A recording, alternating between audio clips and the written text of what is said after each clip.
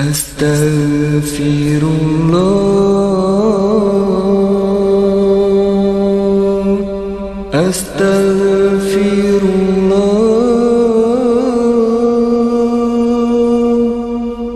astaghfirullah, astaghfirullah.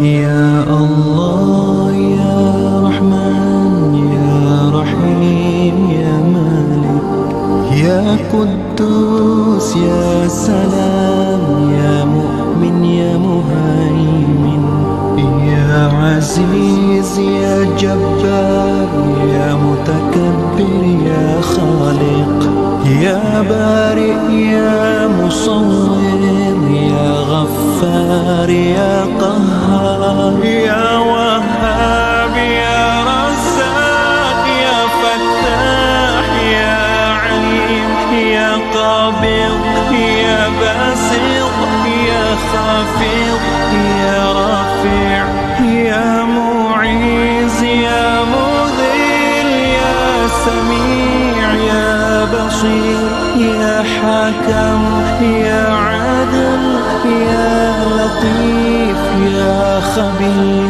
ya Halim, ya Azim, ya Ghafur, ya Shakur, ya Alim, ya Kabir, ya Hafiz, ya Muqim, ya Hasib, ya Jalil, ya Karim, ya Raqib, ya Mujib, ya Wasi', ya Hakim, ya Wadud, ya Majid, ya Ba'if, ya Shahid, ya Haq, ya Wakil, ya Qawi.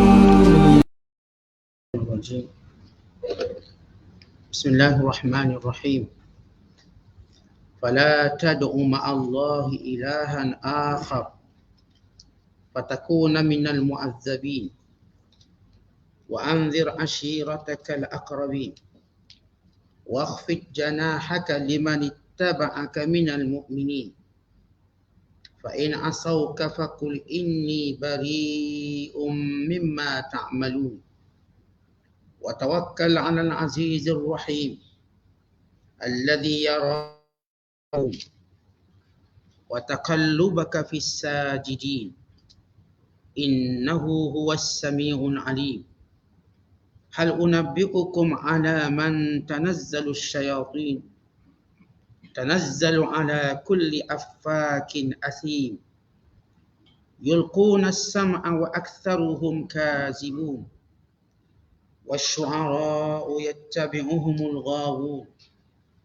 Alam tara annahum fi kulli wadin yahimun wa annahum yaquluna ma la yaf'alun illa alladhina amanu wa 'amilus salihati wa dhakarullaha katsiran wa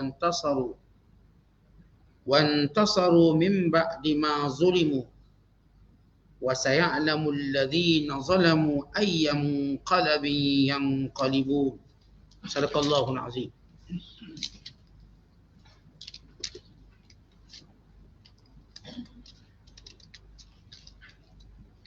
Maksudnya, maka janganlah engkau wahai Muhammad menyembah Tuhan yang lain bersama-sama Allah. Akibatnya engkau akan menjadi dari golongan yang dikenakan azab seksa. Dan berilah peringatan serta amaran kepada kaum kerabatmu yang dekat. Dan hendaklah engkau merendah diri kepada pengikut-pengikutmu dari orang-orang yang beriman. Kemudian jika mereka berlaku ingkar kepadamu, maka katakanlah, sesungguhnya aku berlepas diri dari apa yang kamu lakukan. Dan berserahlah kepada Allah yang Maha Kuasa lagi Maha Mengasihani, yang melihatmu semasa engkau berdiri mengerjakan sembahyang dan melihat gerak-gerimu di antara orang-orang yang sujud. Sesungguhnya dialah jua yang Maha mendengar lagi Maha mengetahui. Maukah aku khabarkan kepada kamu, kepada siapakah syaitan-syaitan itu selalu turun? Mereka selalu turun kepada tiap-tiap pendusta yang berdosa, yang mendengar bersungguh-sungguh apa yang disampaikan oleh syaitan-syaitan itu, sedang kebanyakan beritanya adalah dusta. Dan ahli-ahli syair itu diturut oleh golongan yang sesat, tidak berketentuan hala. Tidakkah engkau melihat bahawa mereka merayau-rayau dengan tidak berketentuan hala dalam tiap-tiap lembah khayal dan angan-angan kosong, dan bahawa mereka memperkatakan apa yang mereka tidak melakukannya, kecuali orang-orang yang beriman dan beramal soleh dari kalangan penyair-penyair itu. Dan mereka pula mengingati Allah banyak-banyak, serta mereka membela diri sesudah mereka dianiaya. Dan ingatlah, orang-orang yang melakukan sebarang kezaliman akan mengetahui kelak ke tempat mana mereka akan kembali. Kita berada pada ayat-ayat terakhir surah Asy-Syu'ara, surah yang ke-26 pada juzuk yang ke-19. Bermula dari ayat 213 sehinggalah ayat terakhir surah ini, iaitu ayat 227. Ayat-ayat yang kita bacakan ini masih lagi menerangkan tentang kerasulan Nabi Muhammad sallallahu alaihi wasallam dan kebenaran wahyu yang diturunkan kepadanya. Ayat yang kita bacakan ini menceritakan tentang adab yang perlu dilaksanakan oleh para pendakwah dan kewajibannya. Bapa kepada segala da'iyah, yakni segala pendakwah. Kalau kita sebut pendakwah, kita sebut da'iyah. Da'iyah ni orang yang senantiasa berdakwah. Maka bapa kepada segala pendakwah dan Nabi Muhammad sallallahu alaihi wasallam. Baginda menjadi ikutan kepada setiap orang yang mengajak manusia ke jalan Allah. Maka ayat ini menjelaskan apakah dia adab pada pendakwah dan kewajibannya, yakni tugasnya. Apa yang perlu mereka lakukan? Kata Allah, "Fala tad'u ma'allahi ilahan akhar fatakuna minal mu'adzabin." Wahai Muhammad, jangan sesekali kamu menyekutukan Allah. Nescaya kamu akan termasuk di kalangan orang yang mendapat azab dan seksa. Baik, kenapa Allah SWT mengingatkan Rasulullah supaya tidak menyekutukan Allah walhal Rasulullah terpelihara daripada sifat itu? Kerana baginda Nabi dan Rasul. Tidak ada Nabi dan Rasul pun melakukan perkara syirik walaupun sepatah perkataan atau satu pergerakan. Kerana Allah maksumkan mereka. Sebagaimana Allah maksumkan mereka daripada dosa kecil dan dosa besar. Demikian juga perkara yang melibatkan syirik yang merupakan lebih besar. Tapi kenapa Allah ingatkan kepada Nabi sallallahu alaihi wasallam, jangan kamu menyekutukan Allah. Jangan kamu menyeru selain daripada Allah. Nescaya kamu turut akan diseksa oleh Allah. Ia bertujuan ziyadatul ikhlas, menambahkan keikhlasan Rasulullah. Umpama kita beritahu pada anak kita yang dah rajin belajar, periksa pun tak pernah gagal, kita kata belajar sungguh-sungguh. Jangan sampai kamu gagal. Walhal anak kita tak pernah gagal. Tujuannya apa? Menambahkan lagi siap siaganya. Umpama kita kata, kita pesan ke suami kita, bawa kereta elok-elok bang, mandu elok-elok. Walhal suami kita ni memang terkenal bawa kereta elok, sehingga kita boleh tidur lena kalau naik kereta dengan dia. Eloknya dia bawa. Sedar-sedar dah sampai, kita kata kejap je sampai bang, padahal 8 jam kawan tu mandu. Sebab apa dia bawa tu elok? Isteri pesan bawa elok-elok. Bukan bermaksud suami dia tak bawa kereta tu elok, tapi pesanan ini bagi menambahkan siap siaga. Sebagaimana kita sentiasa berpesan pada semua orang baik-baik, orang bagus-bagus dengan pesanan, supaya mereka menambahkan kecanaan mereka dan keprihatinan mereka dalam perkara-perkara mulia. Macam saya katakan, kita pesan anak-anak kita yang dah pun rajin belajar sungguh-sungguh. Walau memang anak kita dah belajar sungguh, kita pesan pada suami kita, bang cari rezeki halal. Walau suami kita tak pernah pun cari rezeki haram, tapi kita sentiasa pesan, bang cari rezeki halal, yang cari rezeki haram. Maka semua pesanan ini bagi menambahkan ketakwaan. Maka Allah berpesan pada Nabi SAW, jangan menyungutu kamu. Nescaya kamu turut akan diseksa. Di sini kata ulama menjadi dalil bahawa hukum syariat tidak ada pengecualian. Kalau sekiranya ada pengecualian, nescaya Nabi SAW tidak akan diancam untuk diseksa. Siapa pun mukallaf, waimah dia ayah, dia mak, dia pemimpin, dia rakyat, dia ulama, dia anak murid, hukum syariat itu sama. Yang haram maka haram semua, tak kira siapa buat. Bukan makna kalau tok guru buat maka haram tu jadi sikit, anak murid buat haram jadi banyak. Tidak begitu. Kalau sebut riba tu haram, haram untuk semua puak manusia. Kalau kita kata arak itu haram, haram pada semua manusia. Kalau kita katakan menipu itu haram, menipu haram itu pada semua manusia. Tanpa pengecualian disebabkan status mereka. Ini jelas terbukti kebenaran Islam. Dan jelas terbukti kebatilan agama lain yang mengecualikan orang-orang yang berada di atas agama. Umpama padri mengecualikan diri mereka daripada dosa. Sebab padri dia ada kuasa mengampun dosa, maka dia tak berdosa. Kalau dia berdosa, dia boleh ampun dirinya sendiri. Bahkan dia menganggap dirinya malaikat. Menganggap dirinya tidak akan boleh dirasuk oleh syaitan. Jadi diganggu oleh syaitan. Walhal kita, Islam ajar kita, semua orang boleh diganggu oleh syaitan. Termasuk Nabi SAW. Baginda SAW menyatakan, aku juga ada syaitan aku yang menggoda aku. Melainkan Allah selamatkan aku. Allah selamatkan aku. Dan riwayat melainkan syaitanku itu memeluk Islam. Dia telah Islam. Illa annahu aslama.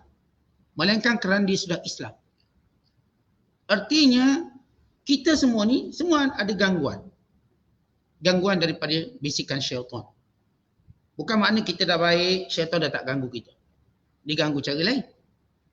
Bukan bermakna kita dah jadi tok guru, maka kita sudah terkecuali daripada syariat. Macam kita terlalu dengar ajaran-ajaran sesat, maka guru-gurunya mengecualikan dirinya dalam banyak perkara. Oh, dia tak apa kalau sentuh perempuan, sebab dia tok guru. Dia tak apa kalau berkhalwat dengan perempuan, sebab dia tok guru. Akhirnya mengandung anak murid. Atau kononnya kerana tok guru ni boleh bersihkan dosa. Itu ajaran sesat. Dalam Islam, semua orang boleh ditegur.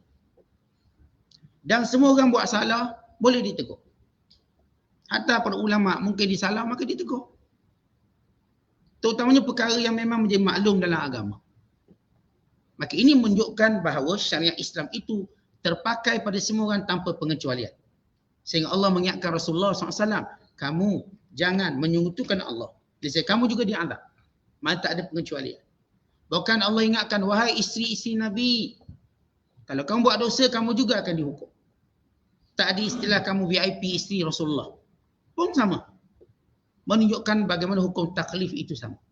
Kemudian kata Allah, wa anzir ashiratakal aqrabi. Mulakan dakwah kamu dengan keluarga kamu yang terdekat. Ini bagaimana Allah ajar cara berdakwah.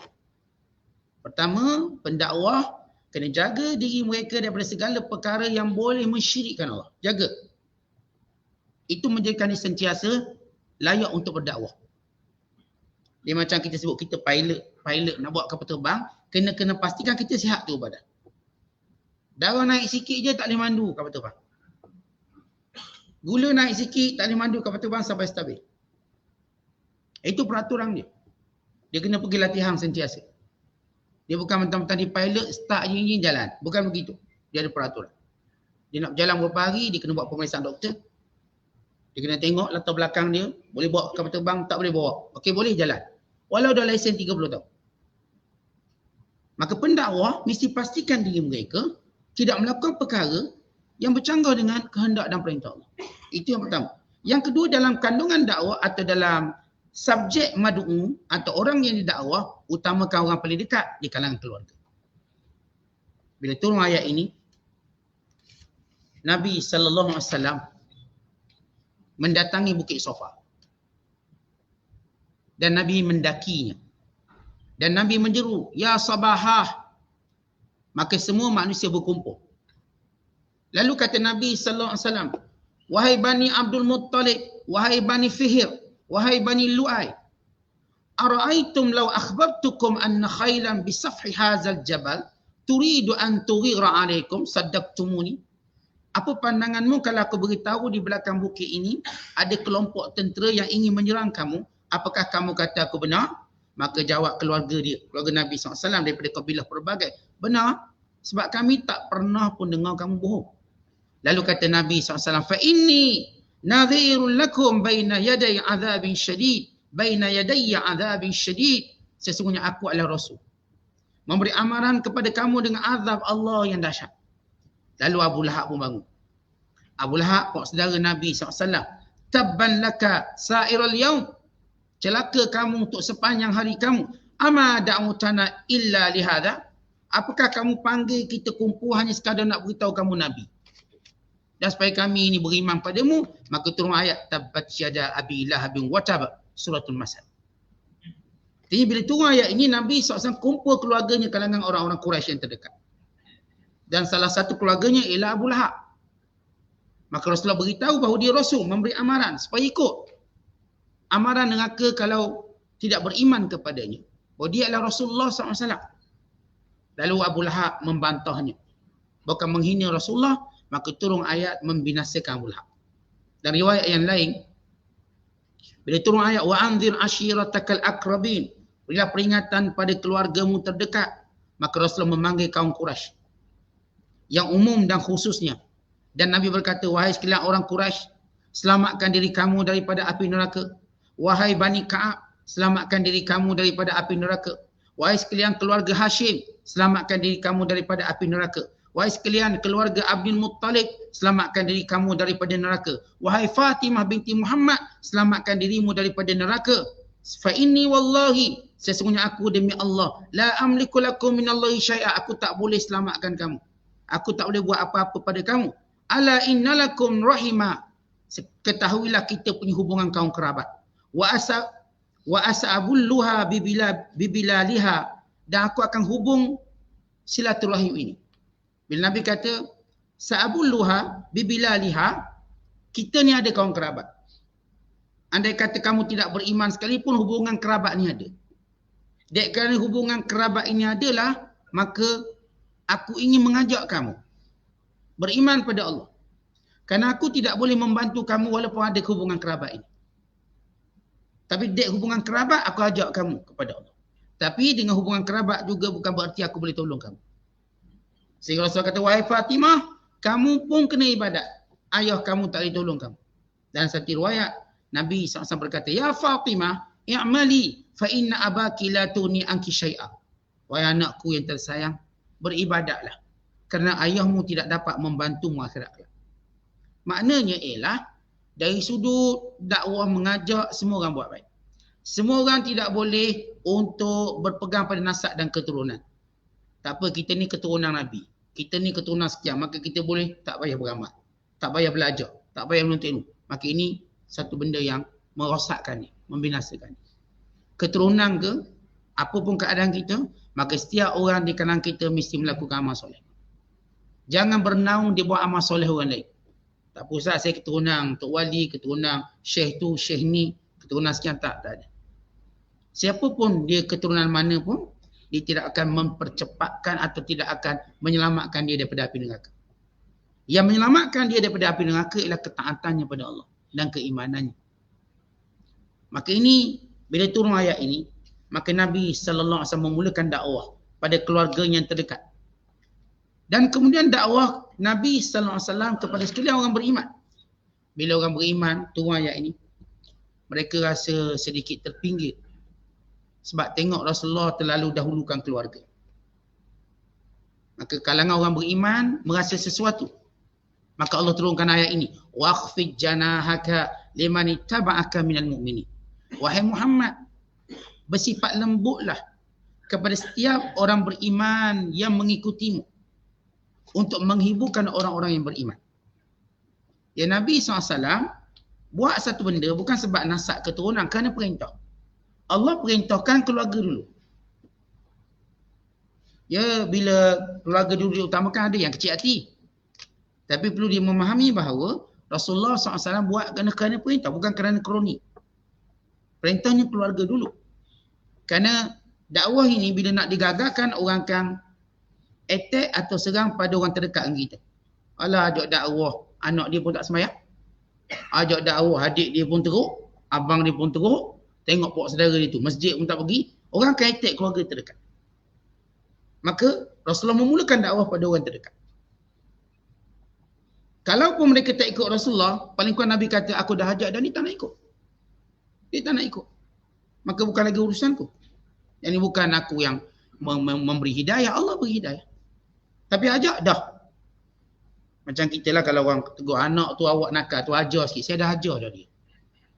Saya pagi hantar sekolah agama, petang hantar sekolah agama. Malang saya itu pergi. Dah dia buat perangai jahat nak buat macam ni.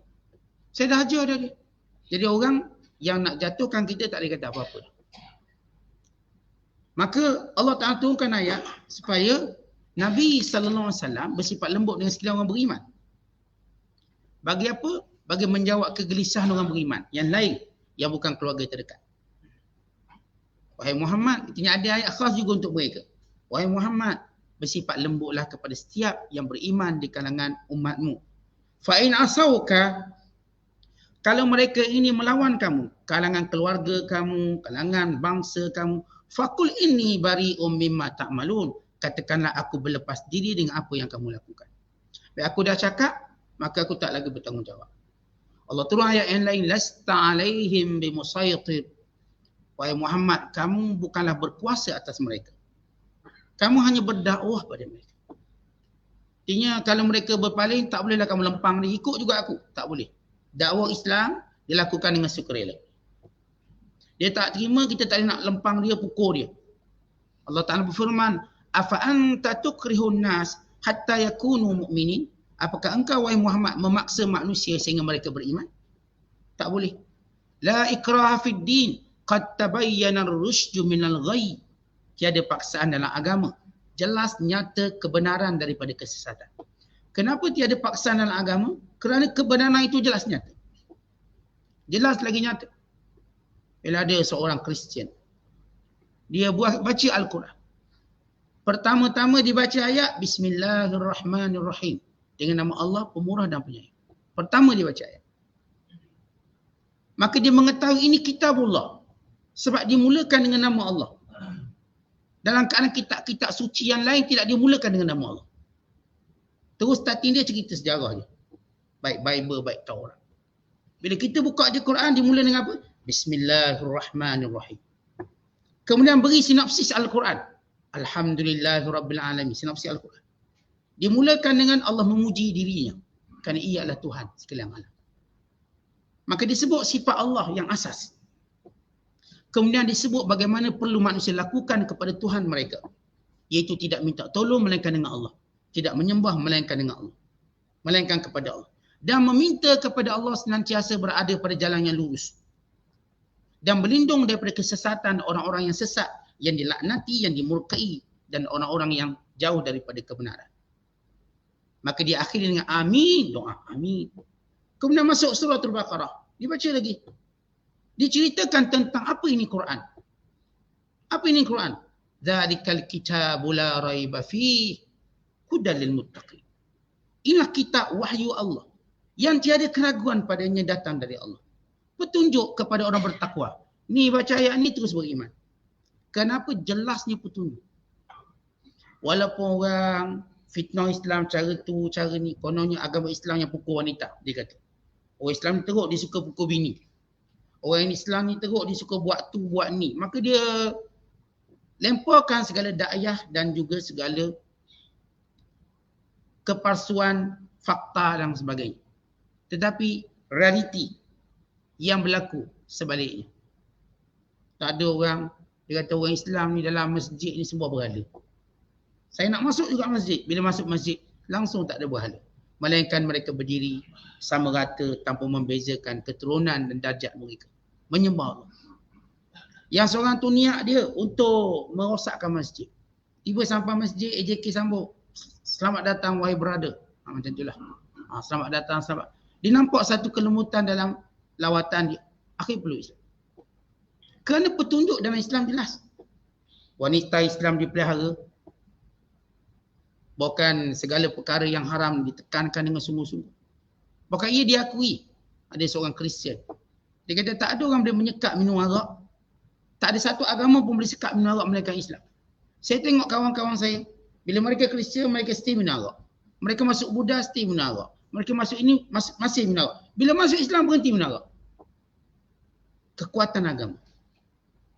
Waktu mereka berada agama ni, mereka masih berjudi. Agama ni masih berjudi. Bila masuk Islam, mereka berhenti berjudi.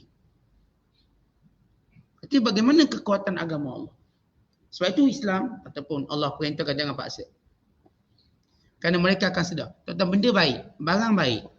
Lama kelamaan mereka akan tahu. Mereka akan nampak. Kalau barang benda dunia nampak baik pun orang berebut. Ini kan pulih Islam. Kemudian kata Allah, wa tawakkal 'alal azizir rahim. Serahkan, bertawakallah pada Allah Maha Perkasa. Baik, Allah sebut tawakal pada siapa? Yang paling perkasa, yakni Allah. Sebab kita kalau nak berlindung dengan yang kuat.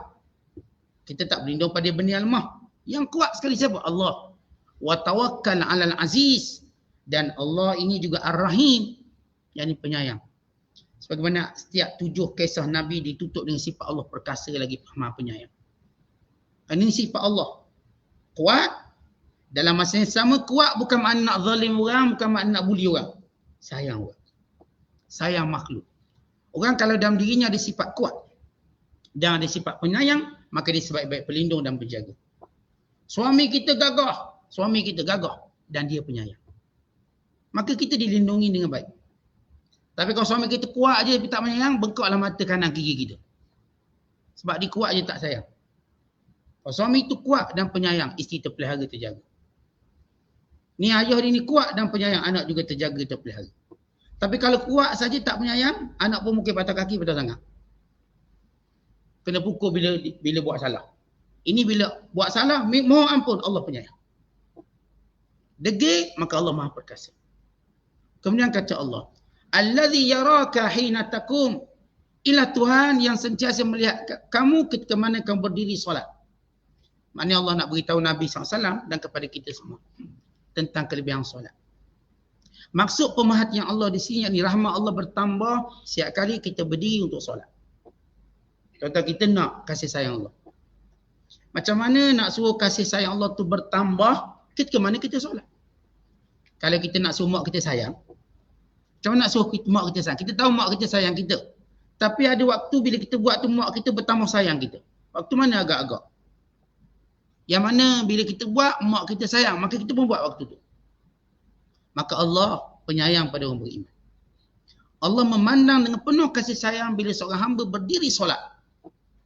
Sebab itu hamba Allah yang dekat dengan Allah suka solat. Kerana ketika itulah pandangan rahmat Allah melimpah-limpah pada dia. Kerana itu kita bila masalah sikit bangun solat. Kita nak buat keputusan apa-apa pun bangun solat. Kerana rahmat Allah datang.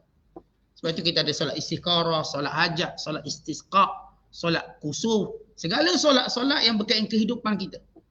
Tuan-tuan ada masalah apa? Dan datang solat hajat. Tuan-tuan ada masalah kemarau itu dan ini, solat minta hujan. Kita gembira, ini datang solat raya. Sebagai lambang kegembiraan. Kita ada rasa dosa banyak, ni datang solat taubat. Kita ada masalah nak buat pilihan, datang solat istikharah. Kenapa rahmat Allah itu membuat-buat ketika itu? Allah pandang orang beriman dengan sifat rahmat. Tapi ketika mana hambanya berdiri, maka rahmat itu bertambah.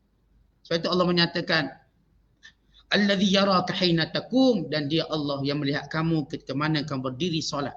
Wa taqallubuka fis sajidin, dan ketika mana kamu sujud. Jadi, dua keadaan dalam pergerakan solat paling mulia, berdiri dan sujud. Adapun berdiri kerana waktu itu banyak baca Quran. Adapun sujud kerana ia waktu paling dekat seorang hamba dengan Allah, kerana rasa penghinaan hamba, rasa hinanya hamba di hadapan penciptanya. Diri dan sujud. Dalam mazhab kita, Imam Syafi'i menyatakan dalam pergerakan solat yang paling mulia ialah berdiri. Kenapa? Bila berdiri boleh baca Quran banyak. Jumhur ulama kata tempat paling mulia ketika sujud. Kerana sujud tempat seorang tu dekat dengan Allah. Ini dari sudut pandang ulama. Tapi ini dua-dua dalam situasi yang baik. Maknanya kita disunatkan panjang berdiri dan panjang sujud. Panjang berdiri, panjang sujud. Dalam bab yang lain tak sunat panjang. Yang ni kita cuba panjangkan. Sujud panjangkan, diri panjangkan. Biar lama. Innahu huwas sami'un alim. Sesungguhnya Allah itu mendengar lagi maha mengetahui. Ya, bila Rasulullah dia ajar berdakwah. Dia ajar mulakan keluarga ni. Kemudian menjaga orang beriman. Kemudian menghadapi refleksi dakwah yang menentang, yang menolak dengan kata-kata keji, nista dan sebagainya, maka Allah suruh Nabi berserah pada Allah. Kemudian Allah perintah Nabi bina kekuatan dengan melakukan solat. Dan Allah Ta'ala beritahu Nabi SAW dan beritahu semua orang beriman. Allah mendengar setiap munajat kita dan melihat setiap keadaan kita. Maksudnya kalau kita ada masalah apa, Allah melihat, jangan bimbang. Kita kan kadang-kadang bila kita susah, kita nak suruh orang tahu tentang kita. Dia kena tahulah saya tengah susah sekarang, makan 3 hari tak makan contoh. Badan tak sihat, tak kuat. Saya duit tak ada. Kita nak orang tahu kita susah, tujuannya biar dia tolong. Terutama bila kita dah tak ada helah. Itu bila Facebook, rangkaian Facebook, orang suka tulis kerana orang nak tahu, orang nak suruh orang tahu tentang dia. Kalau dia pening kepala ke, dia ada masalah, nak. Tetapi kita nak orang tahu yang boleh tolong kita. Bila kita cuma nak suruh orang tahu tu, orang yang selemah macam kita, yang dia cuma kata kesian-kesian je lah. Maka Allah ajar kita, tempat untuk kita minta pertolongan sebenar Allah. Kerana Allah lah yang benar-benar maha mendengar dan melihat. Mendengar munajat kita, melihat keadaan kita. Kemudian Allah Ta'ala menyebut, sesudah mengajar kepada Rasulullah sebagai ketua pendakwah, dan supaya semua orang beriman mengikuti cara dakwah Rasulullah. Apa dia? Bentengi diri daripada syirik, yang pertama. Dakwah mulakan keluarga terdekat. Kemudian menyayangi semua orang beriman. Kemudian kita rela menerima apapun keputusan dakwah kita. Kalau mereka menolak atau menerima. Terima. Dan kita sentiasa bertawakal pada Allah. Dan menguatkan hubungan dengan Allah dengan solat. Dan mengetahui dengan yakin Allah mendengar dan melihat. Setiap pengaduan dan setiap yang berlaku pada kita. Ini kewajipan pendakwah. Ini jalan pendakwah. Ini jalan orang yang menyeru pada jalan Allah. Kemudian Allah Ta'ala menyebut tentang penipuan orang-orang kafir lagi. Kerana orang kafir menuduh Nabi SAW dengan 2 tuduhan. Pertama, mereka kata Nabi ialah tukang tenung. Yang kedua, mereka kata Rasulullah sebagai syair, penyair. Kerana sebelum ini kita baca semalam, bagaimana musyrik Mekah berkata, wahyu yang diturunkan pada Rasulullah itu bukan daripada malaikat, tapi daripada syaitan. Syaitan turunkan. Maka Allah dah jawab. Syaitan tu dia suruh benda jahat, dia tak suruh benda baik. Dalam wahyu tu suruh benda baik. Dan sifat Al-Quran itu kuat. Sifat Al-Quran itu berat, tidak boleh dipikul. Melainkan oleh orang yang dipilih oleh Allah. Dan syaitan pula ini orang yang sentiasa dijauhi daripada Quran. Bukan mereka terhijab daripada mendengar berita langit. Mereka tak layak. Yang layak yang tahu berita langit cuma pada malaikat. Dia syaitan dia tak boleh beritahu cerita apa pun. Kalau dia cerita, dia cuma otak. Malaikat yang Allah dedahkan maklumat pengetahuan pada mereka. Maka mereka layaklah yang menurunkan wahyu. Mereka mengulangi tuduhan pada Nabi SAW. Allah berfirman, hal unabbi'ukum. Maukah aku beritahu padamu, kata Allah. Alaman tanazzalu syaitin. Sebenarnya syaitan ni, dia turun pada siapa? Musyrikin Mekah kata, yang menyampaikan wahyu pada Muhammad itu ialah syaitan. Allah jawab, bukan, itu malaikat. Tapi kalau kau nak tahu syaitan tu turun pada siapa? Dia akan jumpa siapa? Dia nak baik dengan siapa? Tanazzalu ala kulli affakin athim. Dia akan turun, dia akan teman, dia akan memberi menjadi kawan kepada setiap yang menipu lagi melakukan dosa. Affak makna penipu. Athim yang kerjanya buat dosa, minum arak, berjudi, bunuh orang. Dan inilah sifat orang musyrik Mekah. Mereka menipu dengan riba. Mereka membunuh orang lemah. Memperhambakan manusia. Mereka menjual wanita-wanita di pasar. Mereka merendahkan bangsa-bangsa lain, kabilah lain. Dan mereka juga terkenal dengan menipu, khianat. Maka kata Allah, yang sebenar-benar syaitan turun pada orang jenis macam ni, menipu. Bukan Muhammad yang benar. Nabi SAW itu yang turun padanya malaikat. Kalau nak tahu pada siapa syaitan turun, pada penipu dan pembohong macam ni. Macam kamu, musyrik Mekah. Yulkuna sam wa aktsaruhumul kazibun. Yang inilah yang membisikkan pelbagai bisikan dan was-was. Dalam keadaan mereka ini semua pada pembohong dan penipu. Ini mereka ini aktsaruhum kazibun. Kebanyakan mereka ini pembohong dan penipu. Itu memang dah jadi watak mereka. Macam kita tengok hari ni lah. Watak dunia hari ni ialah bohong dan menipu. Yang nak berkuasa bohong dan menipu. Yang nak kaya bohong dan menipu. Yang nak popular bohong dan menipu. Maka watak-watak ini didampingi oleh syaitan. Watak yang benar. Watak yang menyebarkan kebenaran, yang menjaga agama Allah, maka watak ini didampingi oleh para malaikat. Maka atas di hadapan mata kita ada dua watak manusia. Perhatikan watak ini.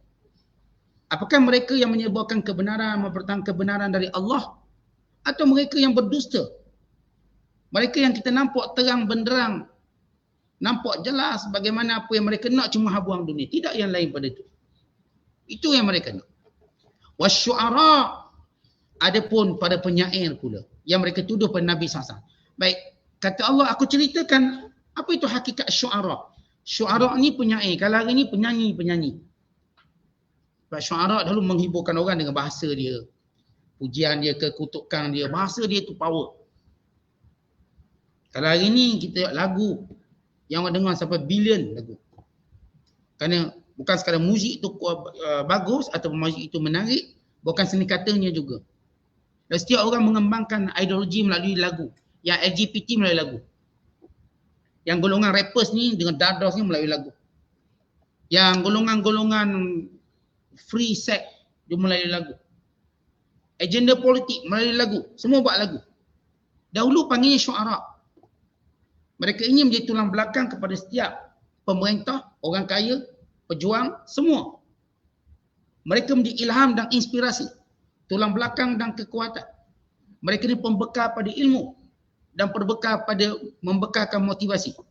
Maka Allah menyebut golongan ini, wasyu'ara, penyair-penyair ini yattabi'uhumul ghawun, pengikutnya semua sesat-sesat belaka. Kenapa? Alam tara annahum fi kulli wadin yahimun. Tidakkah kamu melihat dia mengutip khayalan-khayalannya di semua tempat. Maksudnya dia bukan golongan mencari kebenaran. Golongan ni mencari segala keuntungan-keuntungan yang dia ada. Yang dia perolehi, yang dia dapat. Maksudnya, kalau sekiranya dia ni suka pada satu kelompok, dia puji. Dia tak suka, dia kutuk balik. Dia bukannya ada pendirian, dia cuma cari keuntungan. Kalau orang tu agak-agak baik dengan dia pemurah, maka dia buat syair-syair memuji orang ni. Tapi bila orang ni kedekut pula, dia buat syair kutuk orang tu. Siapa bayar dia? Itu syu'ara. Kalau perempuan tu lawa, maka dia puji sekian-sekian. Bila perempuan tu dia kira nak ke dia. Kalau tak nak ke dia, maka dia kutuk kau-kau pula.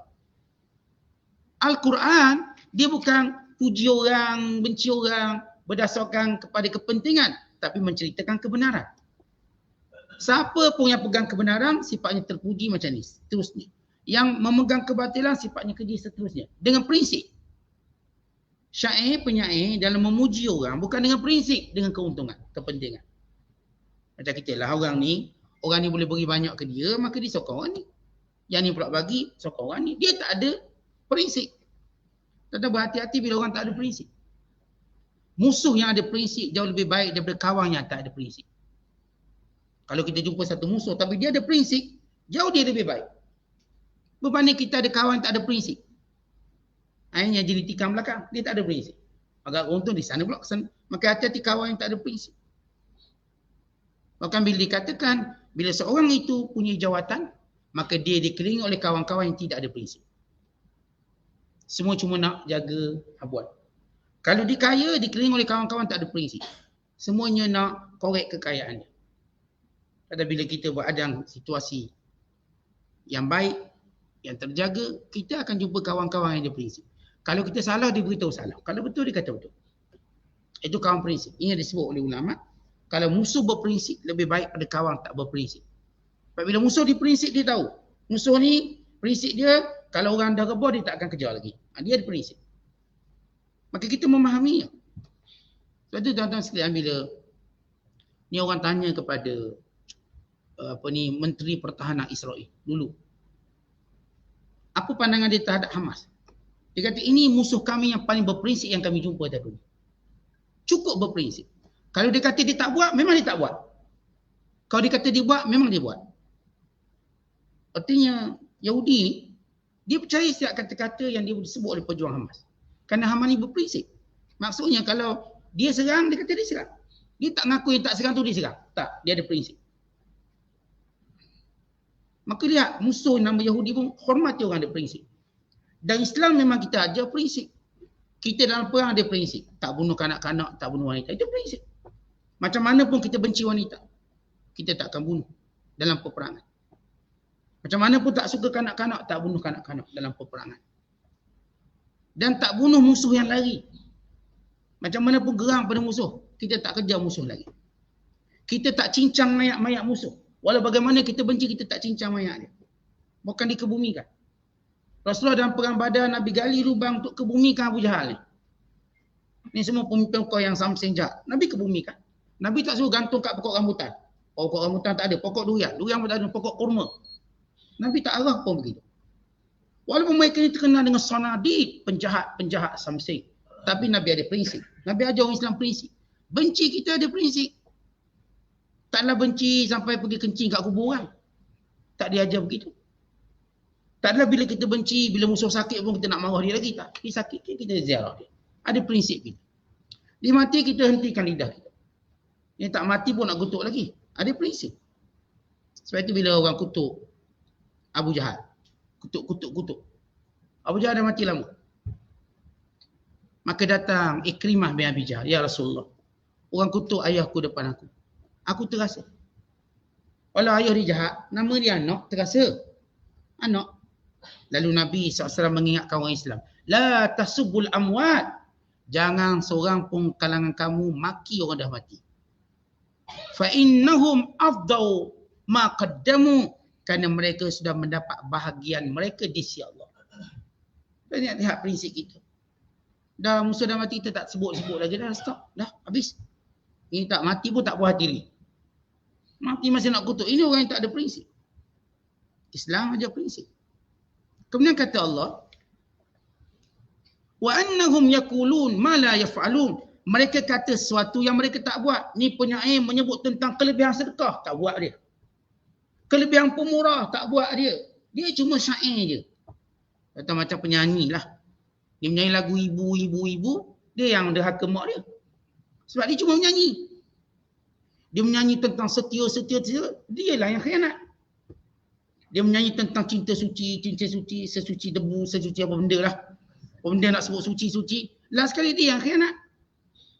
Yang geng-geng ni nyanyi tu tak boleh pakai. Ini cuma geng-geng kakak tua je. Dia cakap dia pun tak faham. Asal orang sedap, asal orang teruja dengan lagu dia, dapat royalty, dapat bayaran, dia tak tahu pun apa dia nyanyikan. Dan dia melanggar prinsip lagu yang dinyanyikan. Kan kita dengar orang nyanyi lagu tentang ibu tapi dia derhaka pada ibu.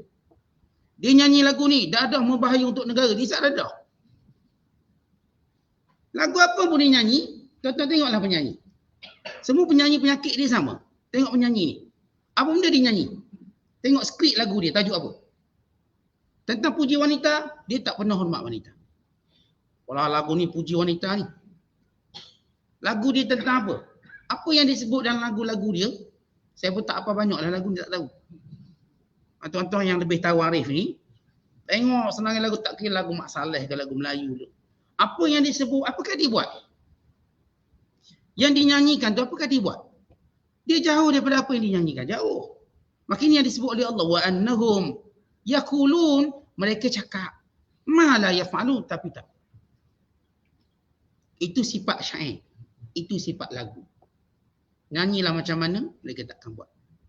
Macam tu. Sebab tu kita tak, orang tak akan risah dengan lagu ni. Orang tak akan risah dengan lagu ni. Bukan penyanyi dia risah, dia berhenti menyanyi sebab dia risah. Lagu tu tak boleh risahkan orang. Tapi ketika Allah menyebut tentang golongan penyair yang ramai rata-rata sesat, songsang, idea-idea mengarut khayalan-khayalan khurafat, yang mereka ini tidak konsisten dengan apa yang mereka tuturkan. Tapi di sana ada pengecualian. Ada penyair-penyair yang baik. Ada penyanyi-penyanyi yang baik.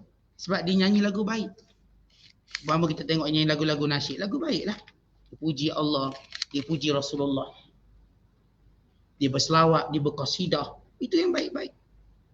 Maka di sini ada pengecualian. Bila Allah turunkan ayat. Mula-mula bila Allah turunkan ayat mencela pada penyair, maka penyair-penyair Islam mula merasa tertekan. Seperti Hassan bin Sabit, Abdullah bin Rawahah, Ka'ab bin Malik, Ka'ab bin Zuhair. Ini penyair-penyair hebat zaman Rasulullah SAW. Mereka mula tertekan. Rupanya apa yang mereka ada ni tak guna. Maka Allah Ta'ala turunkan pengecualian. Illal ladzina amanu. Melainkan orang yang beriman. Wa amilus solihat. Ada 4 sifat. Wa amilus solihat dan beramal soleh. Wa zakarullah dan sentiasa mengingati Allah. Wa antasaru min ba'di ma zulimu. Menggunakan lagunya untuk membela dirinya kerana dia dizalimi. Nabi SAW bila mendengar musyrik Mekah menggunakan penyair untuk kutuk Rasulullah, maka Nabi berkata kepada para penyair Islam, jawab balik. Mereka menzalimi kita dengan lagu-lagu mereka, dengan syair-syair mereka. Rasulullah berkata kepada Hassan bin Sabit, Qul wa ruhul qudus ma'ak. Jawab balik, malaikat Jibril bersama kamu. Bukan di masjid Nabi SAW di Madinah, Nabi buat satu pentas. Untuk penyair ini naik dan bersyair membentengi Islam dengan syair mereka. Jadi kita juga perlukan lagu-lagu semangat diri kita, lagu-lagu memperkuatkan agama kita. Kita perlu. Kerana sebahagian jiwa kita perlukan pada lagu. Tapi biarlah lagu-lagu yang merangsang ataupun yang memotivasi agama kita. Membela agama kita. Menjaga agama kita. Zaman Rasulullah pun ada lagu. Ada penyair-penyair Islam. Dan zaman kita pun, kita juga perlu lagu-lagu yang baik. Sebab lagu ini mudah untuk dihadam, didengari. Mudah untuk kita ajar anak-anak kita. Ni kita ajar anak kita sifat 20. 2 tahun dia tak ingat. Buat lagu sifat 20, 10 minit dia ingat. Dengan kita menyanyi sekali, dah ingat. Kalau kata, Ji, bilang sifat 20 kita nak nyanyi sikit. Sifat 20 Yang lagu macam mana sifat 20. Ni kalau sebut anak Nabi ni, anak Nabi berapa orang tak ingat Ustaz? Dengar anak kita menyanyi kat pasti baru ingat. Anak Nabi kita nyanyi. Oh baru ingat. Artinya ada lagu-lagu yang memang membantu dalam pendidikan, dalam maklumat, dalam informasi, dalam ketakwaan, dalam memberi semangat. Maka ini dikecualikan. Ianya dilagukan oleh siapa? Yang beriman, yang beramal soleh, yang sentiasa menyebut nama Allah. Menggunakan lagu ini bagi menjaga diri daripada dizalimi. Ada orang kadang-kadang kritik kita, kutuk kita dengan lagu-lagu. Kita jawab balik. Dengan lagu-lagu. Bagaimana musuh kritik kita dengan cara itu? Seni. Ini panggil seni mengkritik. Kita juga ada kesenian mengkritik. Sebab orang Islam terkenal dengan tafannun. Tafannun ni kesenian dia dalam mengkritik musuh. Musuh kritik cara ni, kita kritik cara ni. Kita bukan jenis orang yang bodoh. Jadi mereka guna syair, kita guna pelempang. Bukan begitu. Kita ada kaedah kita. Mereka secara sinis cara ni, kita secara sinis juga cara ni. Mereka hentam cara ceramah, kita jawab cara ceramah. Mereka buat cara lagu, kita buat cara lagu. Mereka buat cara karikatir, cara kartun, kita buat cara kartun. Mereka buat cara animasi, kita buat cara animasi. Mereka buat cara filem, kita buat cara filem. Maka ini dipanggil tafannun. Kesenian dalam Islam. Untuk menunjukkan orang Islam ni dia tak lemah, nak serang macam mana pun dia boleh jawab. Kita bukan diserang, lalu kita pun nampak extreme kan, aku bom depan ni. Islam itu bukan Islam. Bukan setiap kali musuh menghentam, menghina kita jawapannya dengan bom. Bukan itu. Ini orang yang emosi dia melebihi ilmu dia. Tapi orang Islam terkenal dengan tenang dia. Tenang. Musuh dengan setiap hayunan tumbukan mereka, dengan setiap hayunan sepak terajam mereka, kita tahu menangkis dan bersilat dengan mereka. Kita tahu bagaimana menepisnya. Kita tahu bagaimana untuk menghembusnya. Kita tahu bagaimana untuk buat macam mereka buat. Bukan kesenian kita lebih dalam dan lebih hebat. Ini Islam membuktikan datang daripada Allah SWT. Maka Allah Ta'ala menjawab. Kemudian kata Allah, wa saya'lamul ladzina zalamu. Orang-orang yang zalim itu, yang tidak mau beriman, yang melawan Rasulullah SAW, yang tidak mau menerima Al-Quran dan kebenarannya. Saya'lamun, mereka akan tahu. Wa saya'lamul ladzina zalamu, yang zalim-zalim ini pasti satu hari nanti akan tahu ayyamun qalabin yang qalibun, tempat kembali mereka nanti. Nanti mati, tahulah kamu kat mana. Tahulah kamu kedudukan kamu. Tahulah kamu bagaimana azab dan hukuman kamu dan balasan kamu. Maka ini ataupun ini kandungan daripada surah Asy-Syu'ara yang kita tafsirkan. Kalau kita buat review balik daripada ayat pertama sehingga ayat 227 yang kita bacakan ini, kitaran surah ini daripada mula, daripada ayat 1 hingga 10 menceritakan tentang kebenaran Al-Quran yang berkait dan juga keesaan Allah Ta'ala. Kemudian kita baca daripada ayat yang ke-11 sampai ayat 191 menyajikan 7 kisah Nabi yang berakhir dengan Nabi Allah Syuaib AS. Dan bermula ayat 192 menangkis hujah yang menyatakan Muhammad itu bukan Nabi, Quran itu bukan daripada Allah, Quran itu diturunkan oleh setan, kata mereka. Allah menjawab. Daripada ayat 192 sehinggalah kita ayat 227, bukan sekadar menjawabnya, Allah cerita tentang syaitan ini turun pada siapa? Pada penyair dan tentukan tenun nasib bomoh-bomohnya. Pada orang yang sifatnya sentiasa bohong dan autah, yang banyak buat dosa dan maksiat. Kemudian Allah akhiri surah Syu'ara yang merupakan namanya Syu'ara, penyair, dengan mengangkat kembali kemuliaan penyair sebenar ialah penyair yang beriman. Sebab syair salah satu daripada senjata. Lagu salah satu daripada senjata dakwah. Kita tak pernah nafikan lagu senjata dakwah yang kuat. Kan macam saya sebut je lah, kalau lagu tu 1 bilion orang tengok. Orang dengar sampai 1 bilion. Bukan 10 orang, 100 orang. Kita ceramah 100 orang dengar. Kita nyanyi, naik 1000 orang dengar. Ni lagu sedap lagi naik 1 bilion dengar. Kan kalau lagu ni sampai berbilion orang dengar, dia kesan itu besar. Sebab itu Allah mengangkat balik syu'ara, penyair yang sebenar yang beriman pada Allah. Maka umat Islam perlu menggunakan senjata syair ini, senjata lagu untuk mengangkat dakwah. Kerana mereka juga menggunakan lagu untuk melakukan kerosakan atas muka bumi. Yang buat lagu untuk menyebarkan fahaman seks bebas, membuat lagu tentang memuji arak, judi dan juga dadah. Lagu-lagu yang memuji LGBT, lagu-lagu yang memuja syaitan, lagu-lagu yang memuja kemungkaran, memuja pemimpin zalim. Maka lagu salah satu senjata dakwah. Syair senjata dakwah. Maka Allah mengangkat supaya kita kembali melihat senjata ini dengan cara betul. Asas yang dibina sebelum senjata ini dilancarkan biar asasnya kuat. Kerana sasaran kita ialah dakwah, bukan sasaran kita untuk mengutukkan dakwah. Mengajak manusia ke jalan Allah. Ini sinopsis kepada semua ayat yang kita bacakan, yang saya kata bermula ayat 1 hingga ayat 227 surah Syu'ara, surah Makkiyah kita ini berkisar kepada wahyu atau kebenaran Al-Quran, kebenaran Nabi Muhammad SAW, cerita para Nabi, kemudian tentang penyair. Wallahu a'lam. Assalamualaikum.